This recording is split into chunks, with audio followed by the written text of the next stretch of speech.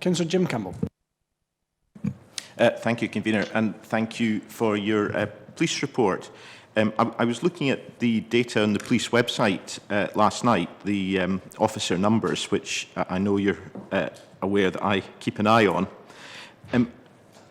Were you aware that for the first half of this year, that is the March and June report, the share of local officers deployed in Edinburgh has dropped to the lowest percentage we've seen almost since the formation of Police Scotland? So we have now fewer, as a percentage, officers in Edinburgh since any time since the second half of 2014. And if Edinburgh were to have its population share of officers, we would have 100 more local police officers. I just wonder if you could explain to the committee why Edinburgh has so few local police officers. Okay, thank you for the. I'll just check. I'm on. I thought I'd gone on to mute there. No, thank you for that. And actually, I know that there's another item on the agenda today that perhaps was going to explore police resourcing in Edinburgh, but I'll touch upon it now.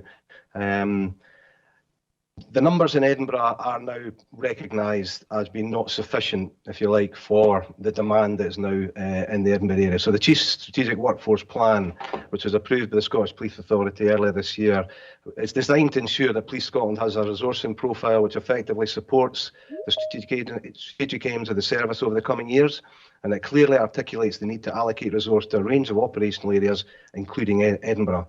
So in terms of that, the wider Police Scotland local policing model, Edinburgh is at the front of the queue for acquiring that additional resource, based not only on the evidence of our quite sophisticated demand profiling work, but also our professional judgment tells us so. So as it stands just now, the service won't be getting any additional money from the government to fund extra officers. So we have to realign the 17,234 that we do have to address our short, medium and long-term threats and risks. So in order to do that, it's important that the operational elements of the service, both national and local, have a clear and agreed approach to this realignment.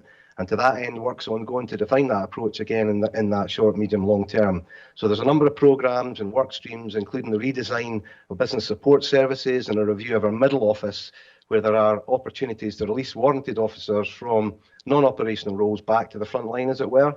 There's also a number of change programmes which will produce those efficiencies and capability release. Now, that process of bringing additional resource into Edinburgh, and there's an absolute commitment by the executive of the service to make that happen. It will be gradual because it involves moving budgeted establishment posts from one area of the organisation to another. And although the posts move, the people don't. So the process then of filling those new vacancies will range from additional recruitment to perhaps people requesting transfers, as well as other options. So that commitment is there. The conversations are currently in place, and the process will start as soon as possible after COP26. So that recognition of resource need, because of additional demand, there's an absolute commitment to making it happen, and the process is already ongoing. I hope that answers your question.